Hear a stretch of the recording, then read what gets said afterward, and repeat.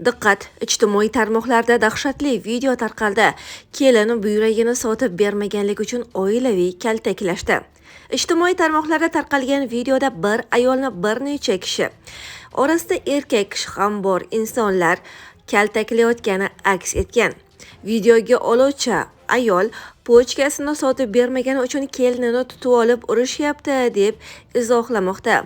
Video qachon va qayerda olinganligi haqida hozircha to'liq ma'lumot berilganicha yo'q, ammo rasmiy munosabat kutib qolamiz. Videodan ko'rishingiz mumkinki, haqiqatan ham oila a'zolari kelinning pochkasini nima uchundir olmoqchi yoki sotmoqchi bo'lgan. Chunki video oluvchi ayolning so'zlarini inkor qila olmagan. Shu kunlarda ijtimoiy tarmoqlarda kelinni xo'rlayotgan yoki qaynonasi va turmush o'rtog'i tomonidan kaltaklanib vafot etgan, hattoki qaynona ovsini tomonidan ham kaltaklanib vafot etgan yoki bo'lmasam o'z buyragini qaynog'asiga, ya'ni turmush o'rtog'ining akasiga bermaganligi uchun kaltaklangan kelinlar videolari keng tarqalmoqda. Ba'zi insonlar kelinlarning joyini eng oxirgi inson yoki shunchaki xizmatkor bilan teng qilishmoqda.